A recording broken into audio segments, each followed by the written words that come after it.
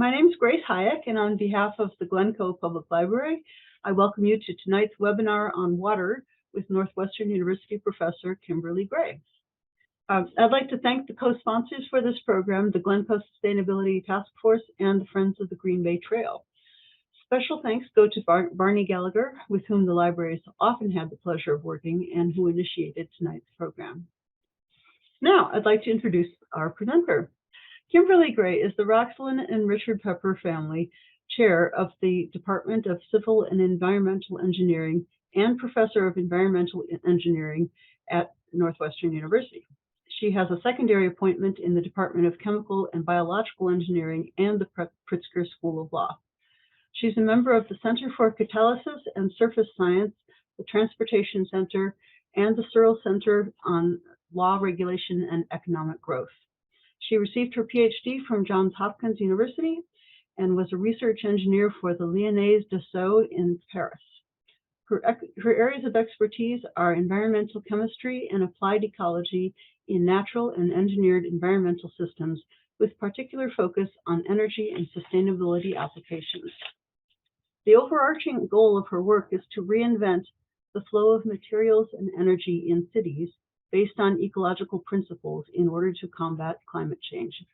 She works on nanotechnologies tailored to environmental applications such as micropollutant absorbance, fouling-resistant membranes, and photocatalytic technologies. She studies the unexpected impacts of nanomaterial release in ecological systems. She and her students are developing a biorefinery approach to valorizing biomass waste, such as lignin, and producing high-value products such as pharmaceuticals.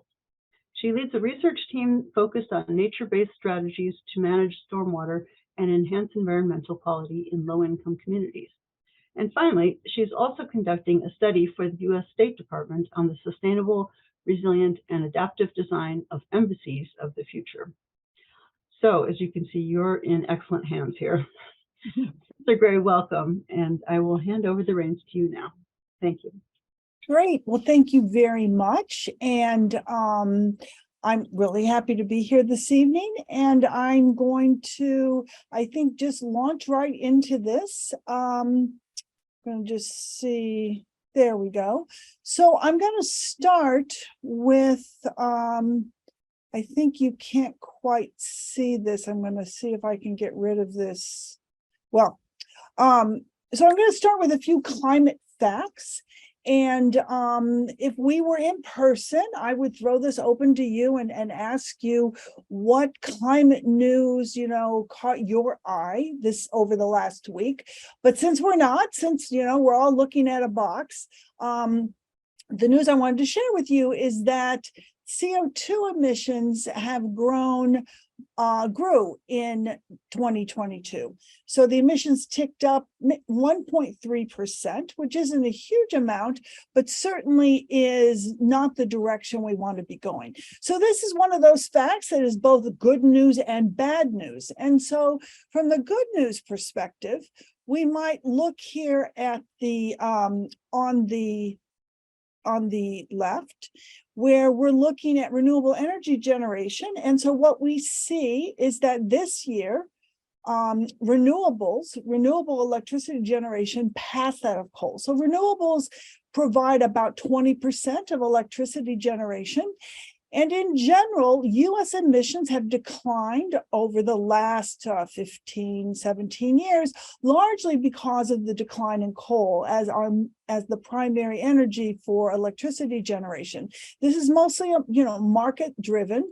And however, what we see is natural gas has increased. Natural gas is still a fossil fuel, mind you. It's just a better fossil fuel and has about half the emissions than coal. So this is wonderful news here that we see renewables showing this strong upward trend. However, it's not quite enough in terms of amount, nor is this switch happening fast enough, because we still see natural gas, a fossil fuel, growing. And so that's the concern. Fossil fuels are declining, yes, but not at to an extent we need them or at a rate that we need them to decline. So 2022 was also one of the hottest years on record. In some parts of the world, it was more hot than in others. So we have that because of those emissions, we have that, Europe, Western Europe here, Spain and Italy and France and Germany and Ireland and the UK all experienced their warmest year on record. Also China and also New Zealand were two other countries that show these record temperatures. I love this graph, and I think I never really paid that much attention to what it was showing us. I saw it, oftentimes on The Economist, if you all read that. So what this is just showing you is over the period of 1850 to 2022, what we see is that average temperatures, global average temperatures, have been steadily increasing from sort of a cooling to kind of, there sort of an average, we're going to call that our zero. And then as we get into the 21st century here, we have a very steady growing in the red color or in warming. There's one period here in 1998 that had a pretty strong temperature, but other than that, it's just been a steady increase over the last 20 years. So in fact, let's go to the next slide. The last 8 or 9 years rank as the hottest years on record. For the United States, 2022 was maybe the 5th warmest. 2016 and 2020 were the hottest years on record for the United States. This is all looking at temperature increases over an average as determined by the average from 1890 to 1900 or 1899. So we started probably collecting or measuring temperatures by around 1850. So we have this measured record of over the last 170 years. So this green line, however, compensates or corrects for what are natural phenomena that would contribute to global temperatures. That would be El Nino or La Nina. So 2016, one of the hottest years on record, if not the hottest, was an El Nino year. So the elevation in temperature got a little bit of boost by natural oscillations. So if you correct for that, you find in this green line that this was that global average temperature, which then puts us in 2020 at this all-time high. 2022 was a La Nina year, which means it's naturally cooling. And so that's pretty remarkable that we still had these high temperatures, sort of highest, the 5th highest. And if you correct it for this natural oscillation pattern, then what you find is the warming is about the second highest on record. Certainly, though, what we see is each decade has been hotter than the last since the 1960s. And of the 23 years in this century, 22 have been the hottest ever. Once again, we come back to that 1998 as being sort of a warm year, and it was an El Nino year.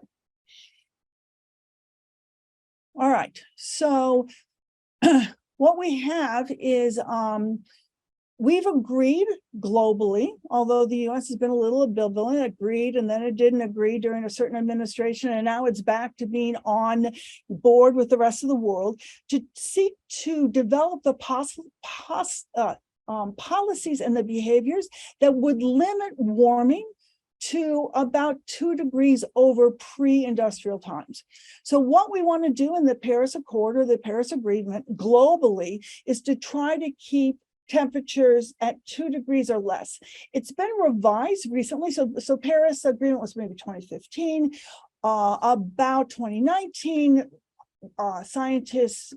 climate scientists realized, oh, that's probably not protective enough. We really should seek or aim to an allowable temperature increase of 1.5 degrees C. So what you see from this map is that if we look at these orange colors here, an awful lot of the world, about 20% of the world already is at 1.5, a warming of 1.5 degrees C over pre-industrial times. What you also see from this map is that there's warming that's upward of 4 and 5 degrees C over our pre-industrial record. And that's in the Arctic. So the Arctic is warming at a rate about 4 times that of the rest of the world. And if anyone's interested, I can explain why that is. It's kind of the canary in the mine shaft. It's also, we might think of the Arctic as our air conditioning system. So while it warms, everything else warms. Also, it's indicative of a very, very unstable jet stream, which is one of the reasons why we tend to experience these polar vortex or vortices. All right, so one of the things this means is that this aim of well below 2 degrees C is something that is beginning to fall out of our reach. So a few more climate facts, and once again, it's kind of this half full, glass half empty picture. The emissions that we're seeing, this most recent 1.6 degree, or was it 1.3? Well, above 1% increase in emissions is putting us on track for a temperature rise of between 2.4 and 2.6 by the end of the century, not well below 2 degrees, okay, which was what the aim, 7 years ago, all right? Now, and the IPCC, the Intergovernmental Panel on Climate Change, is really saying to us we need to be at 1.5 degrees C. That's, I think, for the most part, people are thinking that it's out of reach, that we're not gonna be able to attain that. And the good news is, well, 2.5, so let's say it's 2.5 degrees C. That's certainly better than what it was, what the estimates were a few years ago, which was 3 to 5 degrees. So that's a good, so that's good news. Another piece of good news is the fact that we see a decoupling of economic growth from fossil fuel consumption. For the most of our history, we tend to see economic growth paralleling or tracking fossil fuel use. More economic growth requires more energy, and energy mostly came from fossil fuels, and so the two were tightly coupled. We're seeing a decoupling as renewable energy comes on to provide more and more, a larger fraction of our energy. So that's super good news. U.S. economic growth measured in GDP outpaced emissions growth, even though emissions grew. All right, what's the bad news? The bad news is I'm coming back to this notion that we're not on track to achieve warming limited to 2 degrees, and even worse, the 1.5. I mean, the 1.5 is, it's out of reach, all right? What that means then is that there will probably be changes in our climate that will be very difficult and costly for us to adapt to, if we can adapt. And there may be certain tipping points that we will pass. For instance, the melting of Arctic ice and Greenland ice, and even worse, it's really Greenland ice and Antarctic ice. And that means that rapid sea level rise is a certainty. And so much of our population around the world lives in coastal areas. This is, of course, is a huge burden and a huge risk. So now let me focus on climate and water, giving you that sort of general grounding, that general baseline. I'm sure I'm saying things that many of you are aware of. Let's think about climate and water. Well, crises caused by water resources that are either too scarce, as I show here in this picture above, I'll come back to that, too excessive. Here's a picture of the flooding in that Pakistan experienced this summer by its extreme monsoon season, or too contaminated, or wild fluctuations from one extreme to the other, which is what we see happening in real time in California with these atmospheric rivers. These situations abound all over the world. They're just almost a daily occurrence. In fact, probably many of you read about Rio Verde, the foothill communities just outside Scottsdale, Arizona, which now has no more water. Scottsdale has cut them off because of the very strong drought and extensive drought that's occurring in the Southeast. Even with all of this rain in California, the drought conditions will take many years to recover. But in this area, there's no more water. Okay, they get their water delivered by a neighboring town and they've cut them off. All right, so now we're seeing areas, and we see this around the world. This is something in our backyard, as it were. We think it would be impossible for communities to run out of water in the United States. Certainly we see this we saw it, happening or almost happening in South Africa. We see it happening in India, but it's beginning to happen in the United States. So the World Health Organization estimates that in the very near future, and this was published in probably 6 years ago, half the world's population will be living in water-stressed areas. And so what we see here is these red areas might indicate those very extreme drought conditions. Most of Australia, certainly I've made mention of India, the Middle East, North Africa. These areas are probably becoming unlivable because of the combination of temperature and drought and limited water availability. China is another one. What's really interesting here is that these areas, billions of people, close to 3 billion people, probably 3 billion by now, are living in these areas of high water stress, and they also have limited access to energy. And in fact, something to be very cognizant of is that energy needs water and water needs energy. And so these are two cycles that are highly coupled. And because of these limitations, this scarcity, and sometimes as well, this rapid fluctuation to excessive water, there are parts of the world that are becoming unlivable. And I just mentioned that, showing this area in Arizona that now is has run out of water.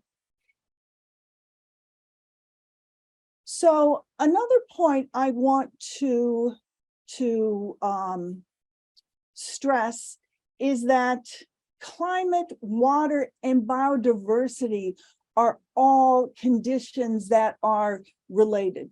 So while on the previous slide, if I just go back here, we're talking about water scarcity or water stress imperiling the health, the livelihood, the well-being of people.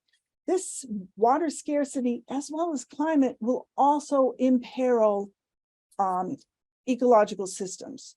And so human activity has altered about 75% most of the Earth's surface, driving about 1 million animals and plant species to or near extinction. So we have an extinction rate now that is so far out of what is normal that we think that it indicates the fact that we're in, the sixth mass extinction. Probably many of you have read that book by Elizabeth Colbert. Ecological goods and services are critical to human survival. Food is an ecological goods and service. Medicine, materials, the service of purifying air and water, recreation.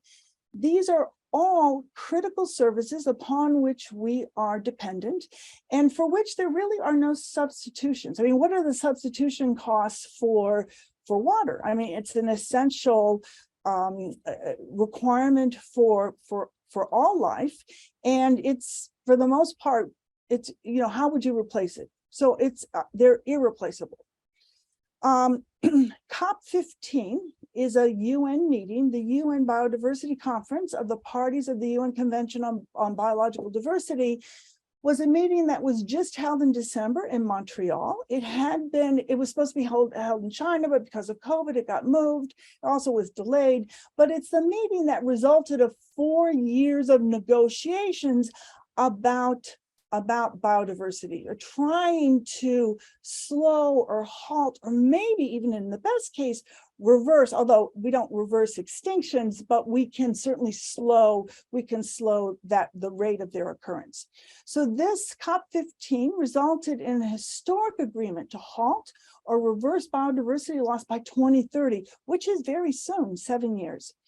And one of the goals, as sort of indicated up here, was to conserve and protect 30% of land and marine resources, whereas today, maybe 17% of land and 10% of marine resources are protected. So if we look up here in the corner of this graph, what we see is the kind of grade for this meeting. The success in like all the things they were trying to tackle was about 6 out of 10. Now for Northwestern students, 6 out of 10 is failing, right? This is not an acceptable grade for most of our students or for most of our professors for that matter, but probably for this kind of world meeting, you know, trying to get agreement among probably 195 countries, this is pretty good.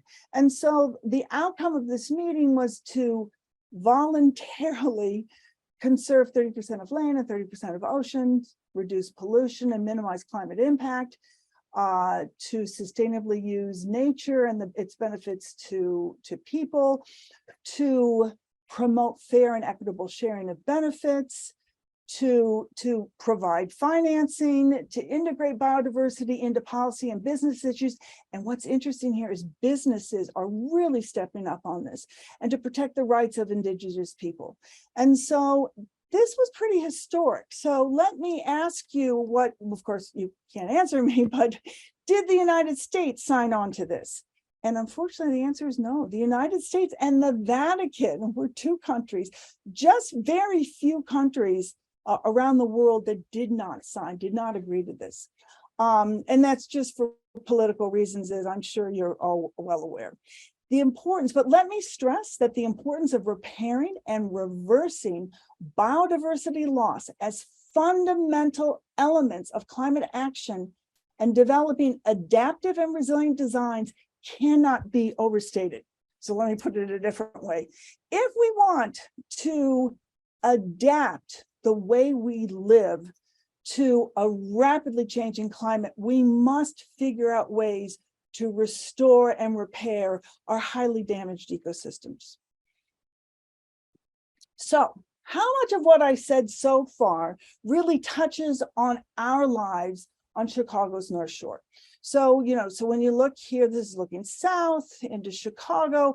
I am well aware that this is Wilmette, not Glencoe, but it's still the North Shore. And this is a picture I got of Glencoe's beaches off of Google. So I have no idea where exactly it is, but it's certainly very beautiful.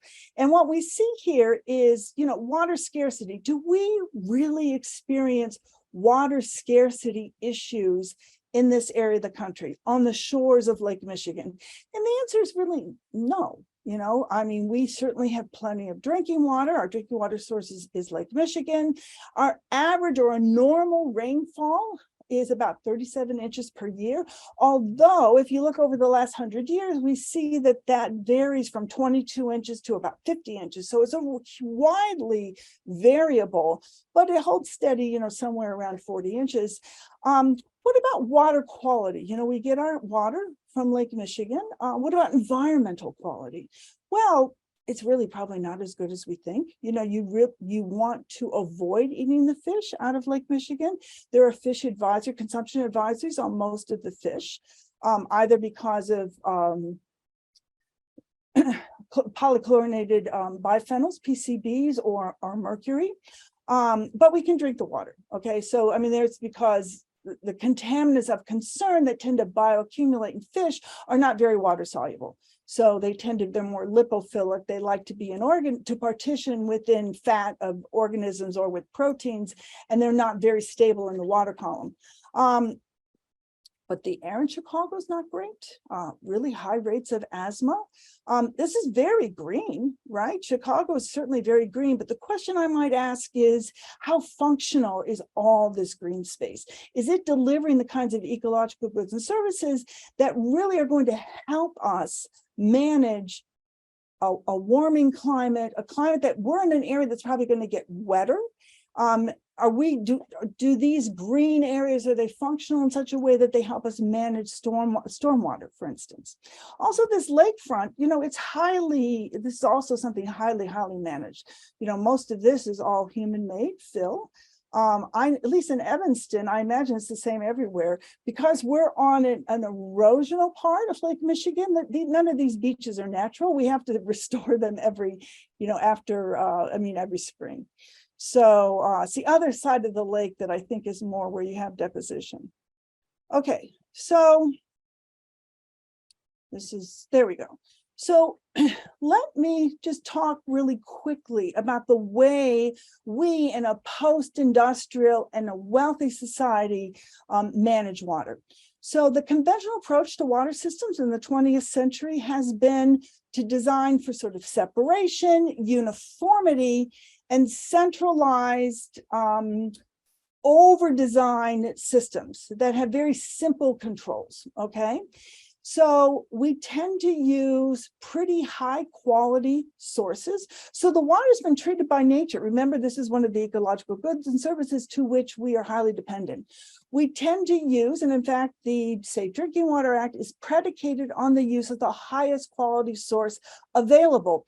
But with climate change, these high quality sources, or any source, is becoming unavailable. So the conventional approach is you use a lake, a river, a groundwater that has been protected. It's a high quality source.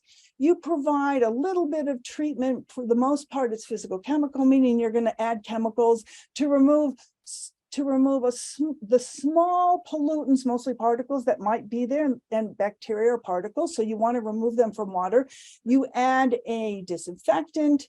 You tend to have to add a lot of chemicals because the water isn't very polluted for the most part. So you have a lot of residuals to handle. It's a pretty energy intensive process. And we're treating to potable or drinking water standards water that we're going to use for a variety of other uses. Most of the water that we treat, at least in any post-industrial city or area, is not used for drinking water. We treat it to drinking water standards to protect public health, but we use it for all sorts of other things. All right. And then it kind of goes once through, businesses, your home, commercial areas, and it goes to a wastewater treatment plant. Here you'll have high organic loads associated with food waste and human waste. You treat it with biological processes to protect human health. You want to remove pathogens, but also ecological health.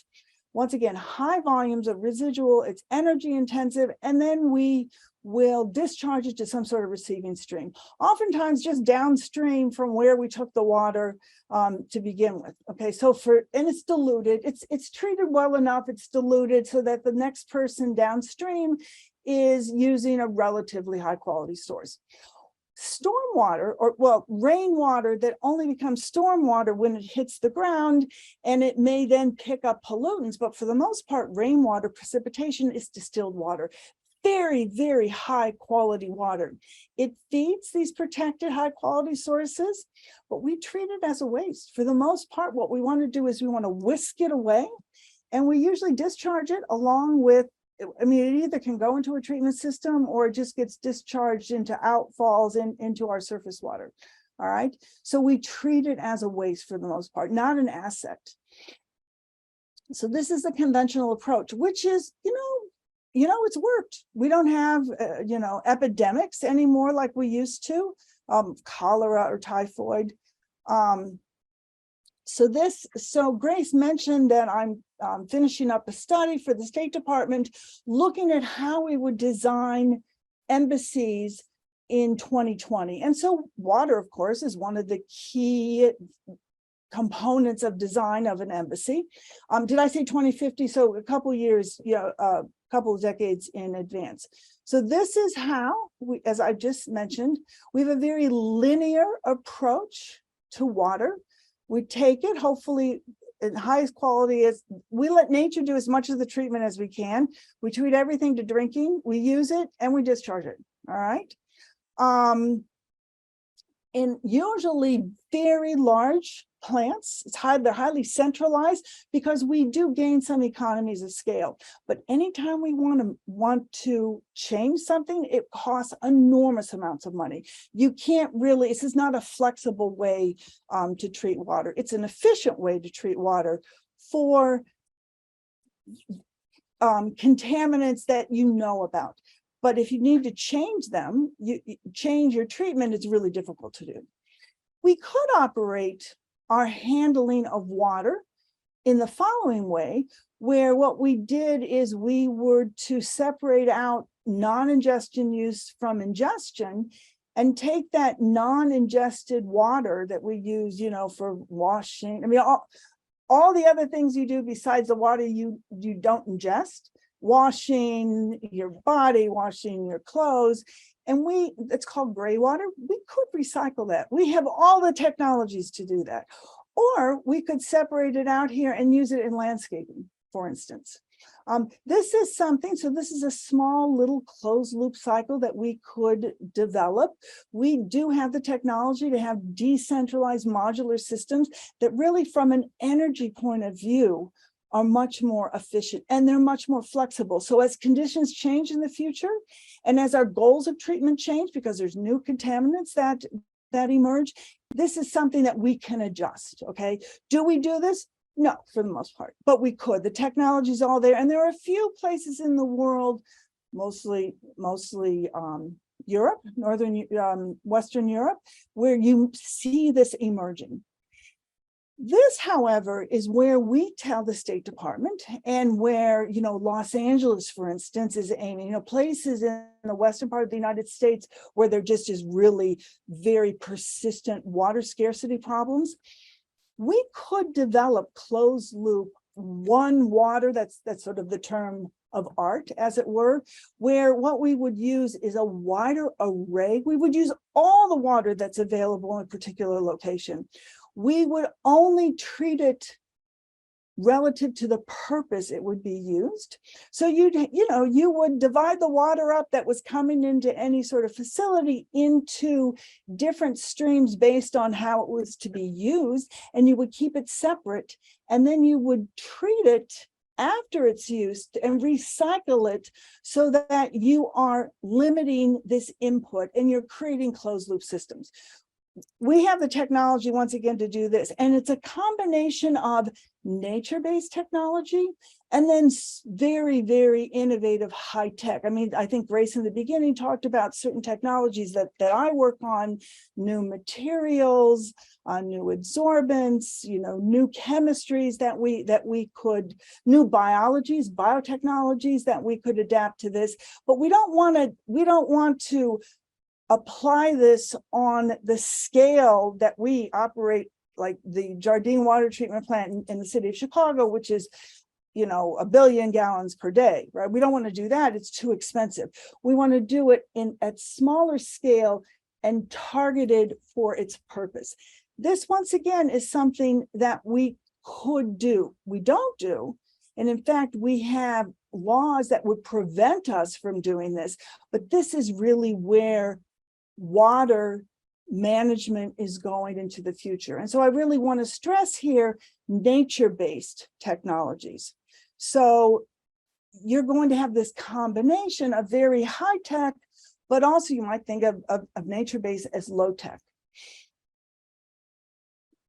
So, and one of the, let's see if I can maybe point that out here. So these nature-based storage or this natural system, in fact, in many cases, a wetlands is the kind of natural system, the kind of ecosystem that is very well designed by nature for this kind of purpose. Now, other names for a wetland is a marsh, coastal marshes, for instance. I'm sure you've all heard of those, or a swamp. I mean, for the most part, people regard a wetland as something to be drained, to then be developed and to put into some sort of productive use. When in fact, these are highly productive systems, extremely productive systems, such that they contain very, very fertile soils. They just have too much water because they're completely fed by water. They are, so we drain them in order to put them into agricultural use, or the city of Chicago was a marsh. It was developed, the land was raised, it was drained in order for urban development to occur. So these are systems that have robust flood and storm protection. They're fed by water and groundwater.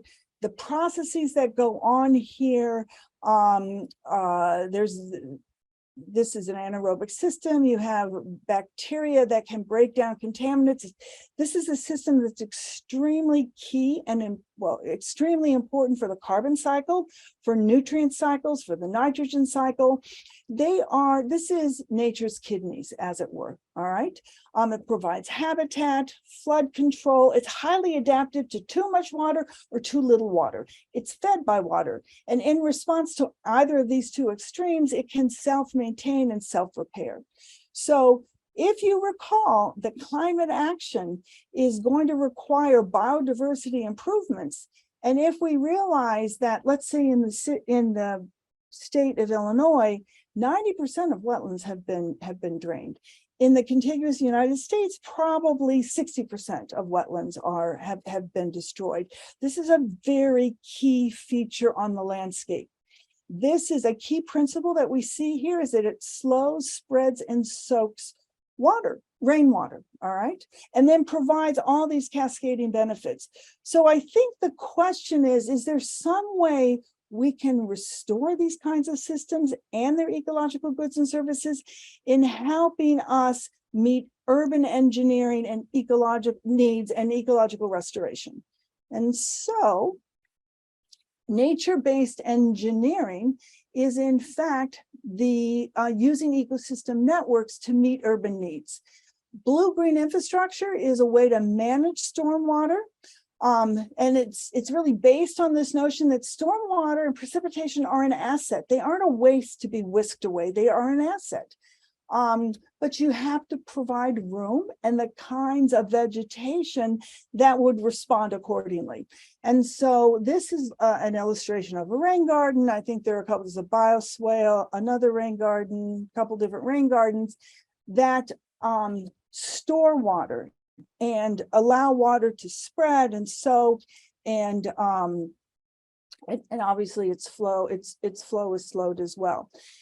What this blue-green infrastructure and nature-based engineering as an approach to stormwater management allows us to do is to replace gray infrastructure, which are the pumps and the pipes that we have developed in the 20th century to just whisk stormwater or surface water away so that we can develop the site in this notion it's more productive that way. It regards stormwater as a waste, but much of gray infrastructure today is deteriorating and it's undersized. Even in wealthy suburbs or affluent suburbs on the North Shore, this is a condition. Some of this is because storms have changed. The amount of water that we're receiving and the intensity of storms have changed. And most of our stormwater infrastructure is undersized, if not deteriorating. So other benefits of nature-based strategies, and I've just illustrated a couple examples here, is to enhance biodiversity and community well-being. And which once again have to be are certainly goals in climate action.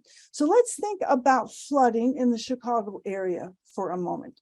So if we look at the geology or the geomorphology of Chicago, we all know that it is, I've lost my, oh, there it is.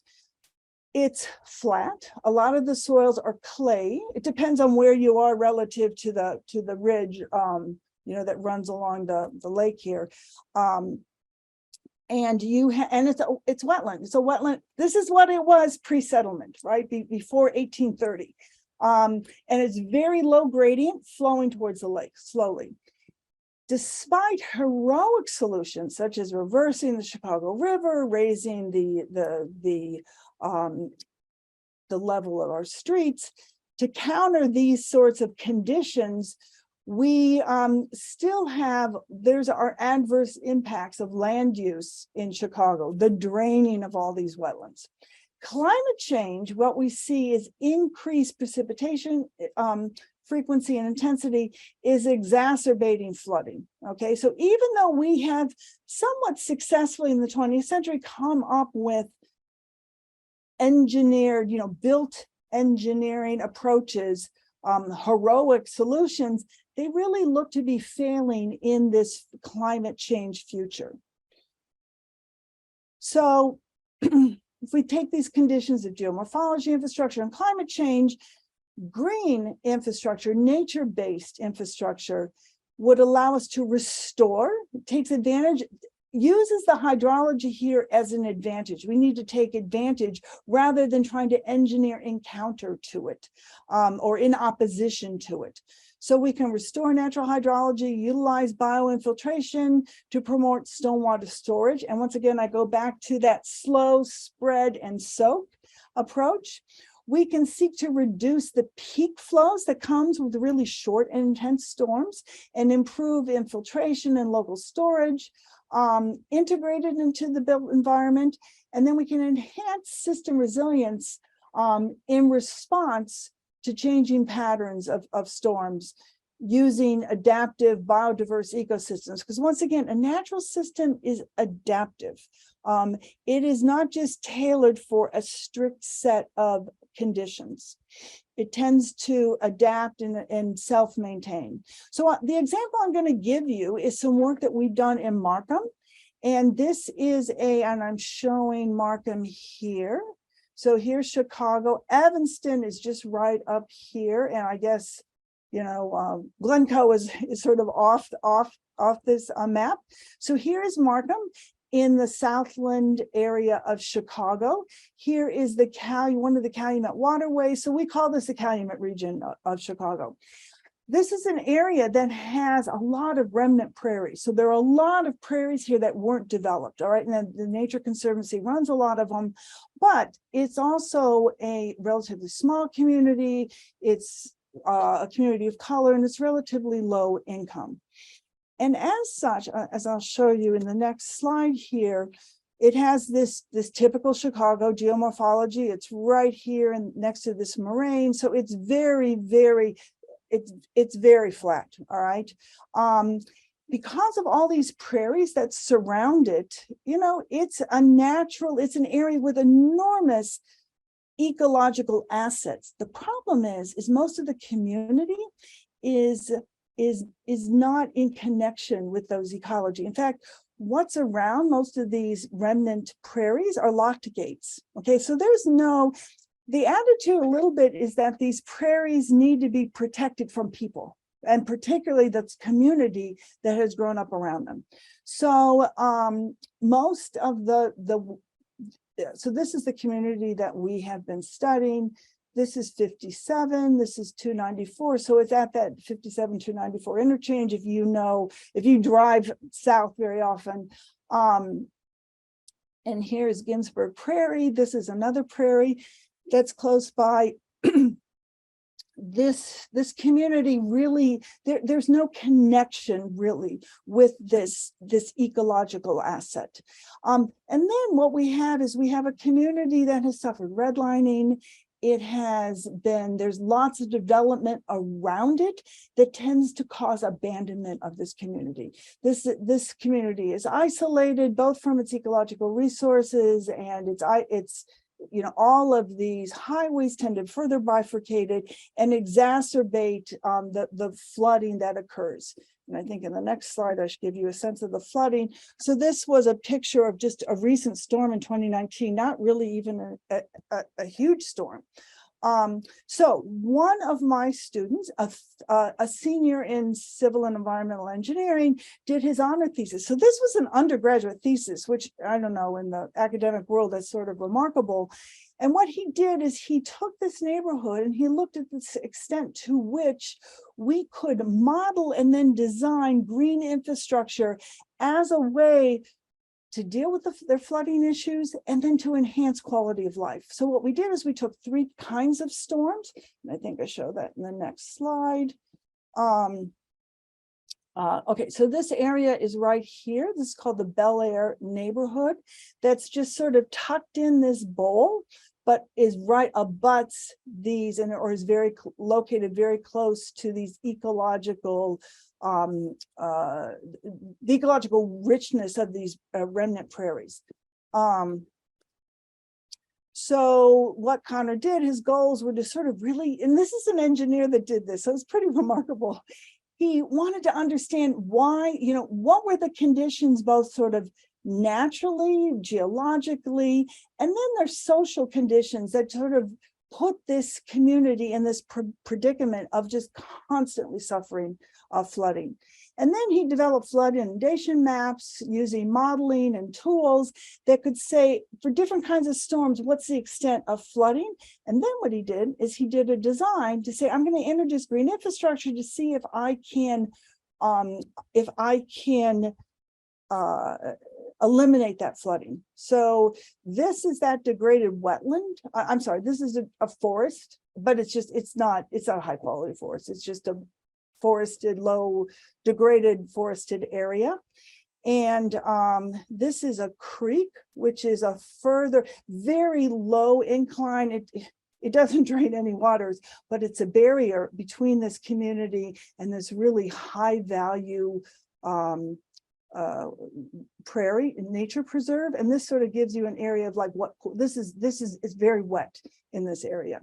So what he did is he took 3 storms. A 1-year storm is a storm that has 100% probability of happening in any particular year.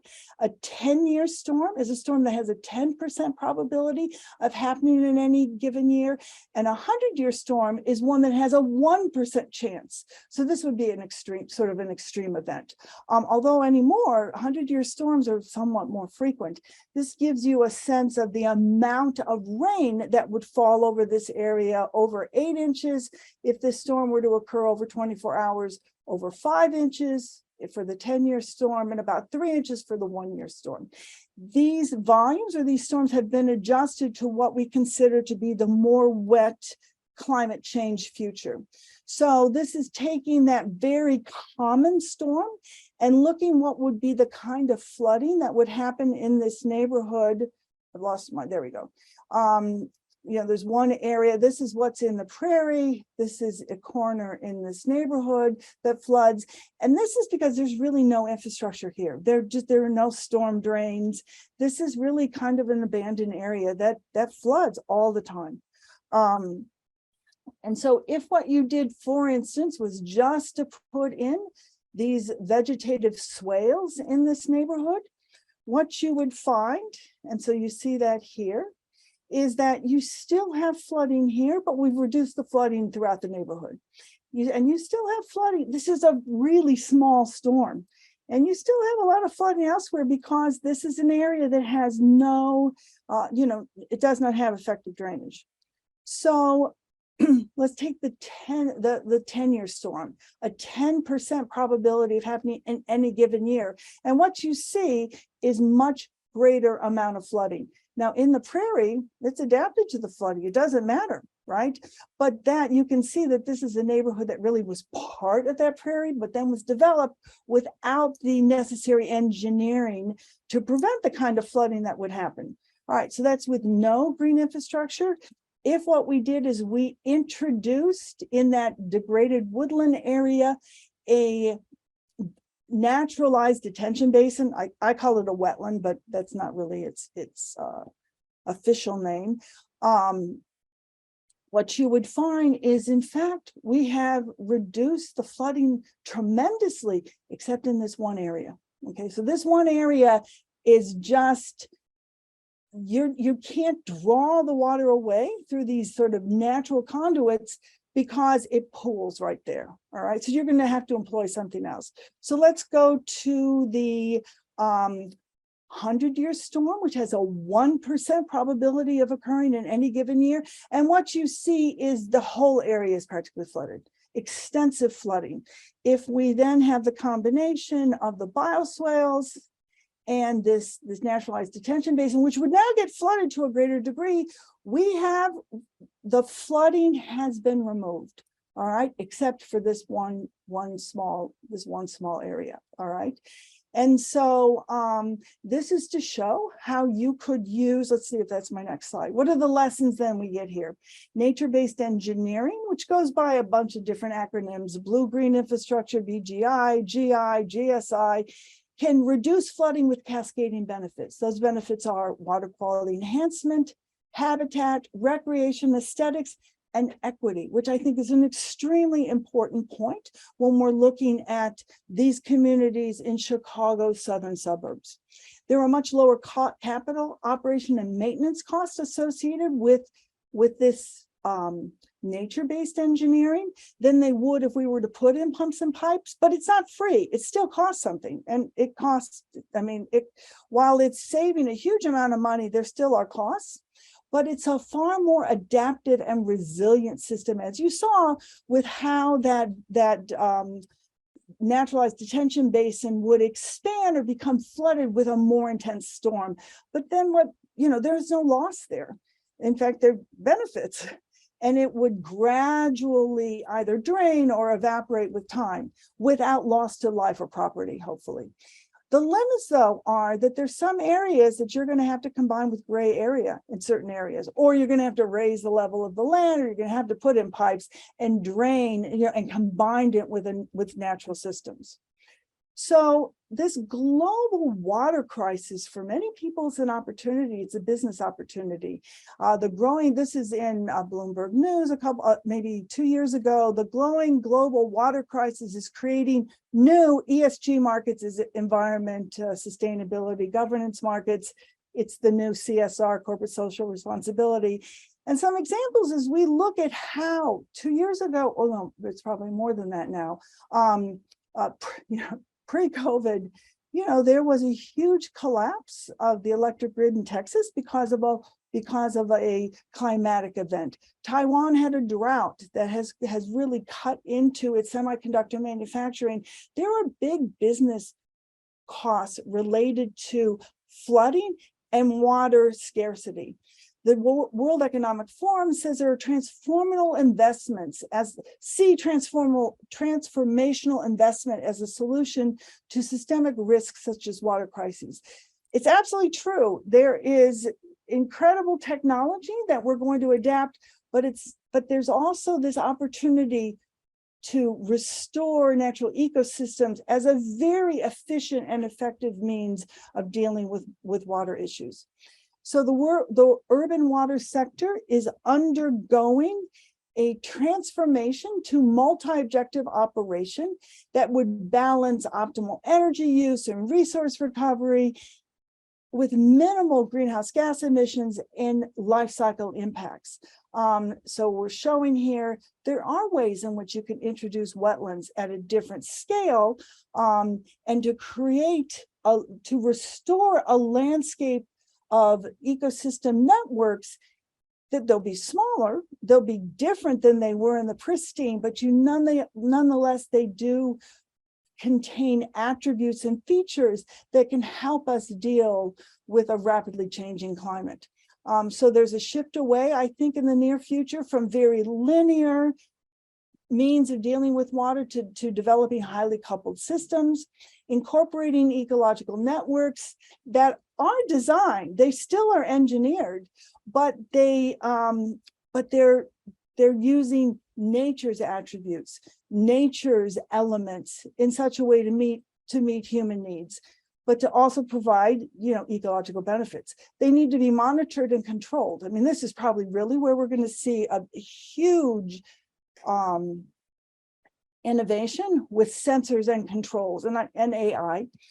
A promising strategy to achieve adaptive, resilient, equitable, and restorative urban design is the use of nature-based strategies in the face of a very uncertain and rapidly changing set of conditions. It's really difficult for engineers to deal with uncertainty and with things that change very, very rapidly. But natural systems are extremely adaptive and sort of adjust themselves. So I want to thank you for listening, And I want to mention the fact that the National Science Foundation funded the work that we did, that Connor did. Connor was the undergrad who's graduated. Haley Lewis is my PhD student who will graduate soon. It's always terrible to see really great students leave, although that's our job. You know, they need to leave the nest. This project is called Catalyzing Resilient Urban Infrastructure Systems, Integrating Natural and Built Environments. And it's sponsored by a program at the National Science Foundation called LEAP High, which is such a tortured acronym for Leading Engineering for America's, I messed this up, for America's Prosperity, Health, and Infrastructure. It has a bunch of collaborators, and it really has provided us with this wonderful opportunity to take the kind of work we do in the laboratory and to see if there's any way to apply it at scale to deal with equity and low-income community needs. So on that note, I will finish, and I'm happy to answer any questions that you may have for me. Thank you. Thank you. I can't believe the breadth and depth that you covered here.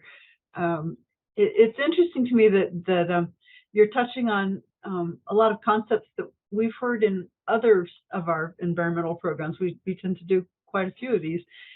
We've heard about nature-based solutions recently, for example. It's exciting to see the scientific community, you know, clustering around some of these really exciting. Well, okay, let me. Oh, at okay. Northwestern, there's much more excitement over developing a new material, or, you know, an aquaporin, you know, membrane that you have a patent on. I mean, I do both in my laboratory, but if you really look at what we're going to see being done in practice, I do think it's this combination of nature-based.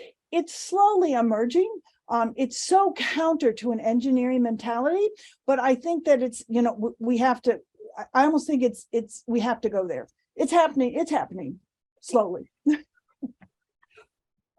With people like you on the case, I have some hope. Oh, thank you. So thank you very much. To everyone who's watching, this is the time to put your questions into Q&A if you want to ask Professor Gray something. There are 2 questions already in Q&A, and we'll get started with those. Somebody asked, can you discuss Arcata, California, and its sewage treatment wetland? Okay. So, well, I mean, I don't know that I don't know exactly where this is, but I can talk about treatment wetlands. I mean, treatment wetlands are, okay. So first, in nature, wetlands are nature's kidneys. All right. So they naturally treat water. That's sort of what they were designed for. The conditions, the geological, chemical, physical, and biological conditions are such that you get sort of the preservation of nutrients, and they're highly productive systems. They produce a lot of organic carbon. They then, you know, the plants die and they build up sediments. I mean, so all of this is how they work in nature, a very key feature on the landscape. So as such, you know, people started using them in various treatment situations, small scale. So they've been used for years and decades, not even, you know, for a very, very, very long time. They're designed for treatment wetlands. So, you know, so there's no stretch there. They've been doing this for a really, really long time. I worked on the Prado wetlands, which was in Southern California in around now I can't even remember, around Irvine. Okay, so I mean, I think they're throughout. They're traditionally, a treatment wetland tends to be more, you see more often in rural areas because you need a certain amount of land, you know, for them. But the challenge is, how far can we scale them down? How can we what's the smallest system at which we would still get the ecological goods and services? So there's a scale issue, okay? And in the city, I mean, they're used, you see them in Asia, they're used in cities, tend to be a little bit more on the outskirts rather than in just the middle. I designed an eco boulevard, for instance, for a couple of different visions. One for Chinese cities, and something we did for the Asia Pacific Economic Cooperation. You know, put an eco boulevard right down the middle of a city, so that had attributes of a wetland. So that you don't see very often. I mean, you see it occasionally. You see it more often in Asia than you do here. So I don't know if that answered your question. I can't speak to the specific example, except that treatment wetlands are extremely common. There's no stretch. It's just where they're used is what, you know, you don't, you see them, you tend to see them a little bit more in rural areas where you have a lot of land. So the challenge is taking those principles and that function and seeing if you can structure it in a more dense environment, which I think you can do. Thank you. Thank you very much. Another person, Leslie, asks about fusion technology, the new and hot and efficient means of energy creation. Do you have any comments? Oh, I don't, I mean, fusion, I don't know anything about it. So I mean, I know that, you know, it's certainly been decades. People have been talking about fusion. It's, you know, how the sun works. I think we're closer, but the engineering of it and its real use is, you know, probably decades away. But we're making what's the important thing about this? We're making the transition to a decarbonized economy and future. And that's something we need to do. But we need to do it before fusion comes online. I mean, we need to do it by 2030, which of course we're not going to be able to do, but we need to do it very soon. Okay, thank you.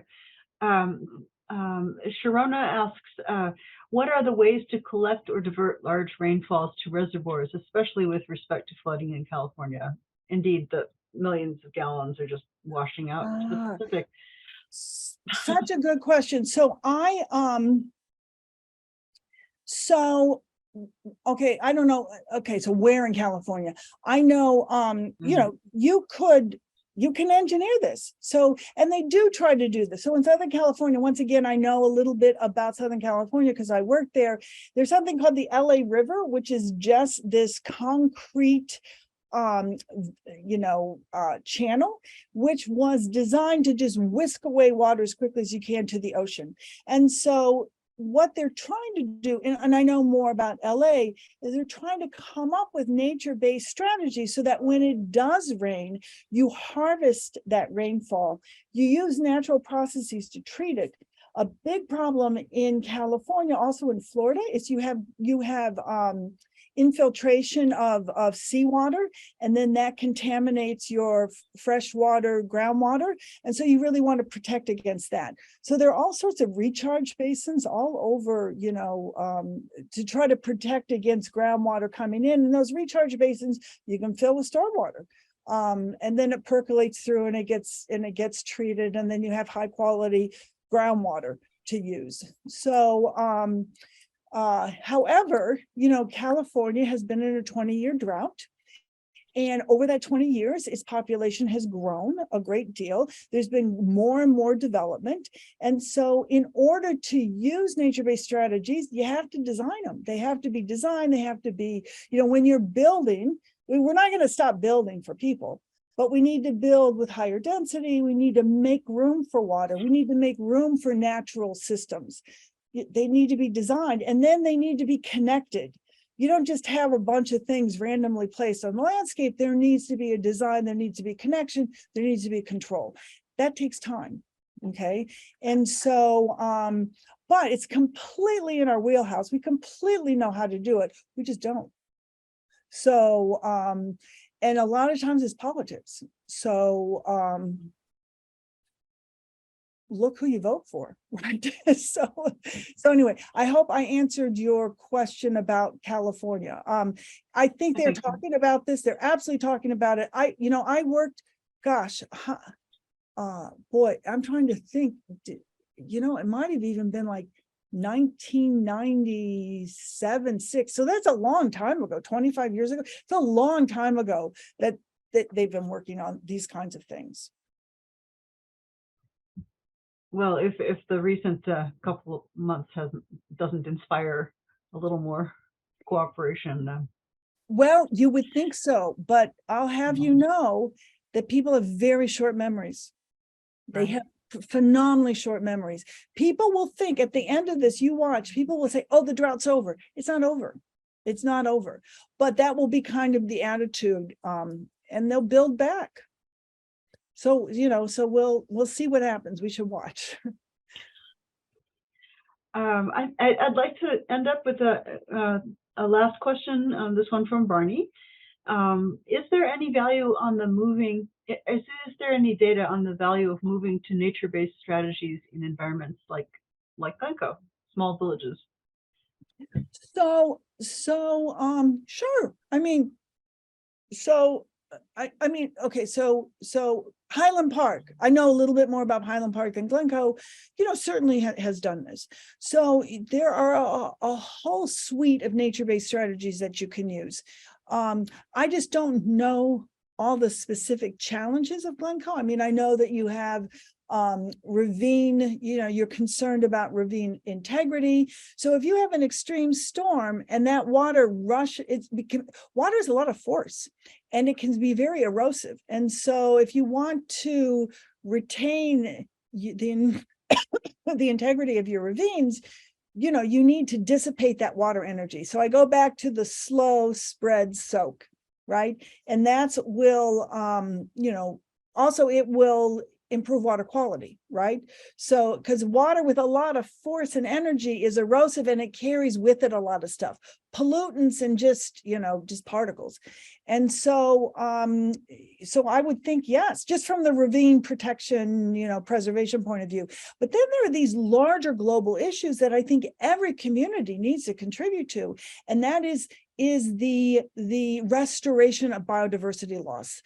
If you did a survey in Glencoe, which is beautifully appointed, right? Beautifully landscaped, how much of it is native? How much of it is providing ecological goods and services, pollination, for instance, habitat for native species?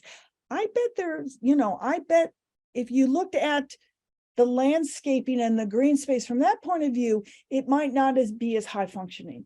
And so this return to native vegetation is extremely important for managing water, but also providing habitat and this restoration of biodiversity.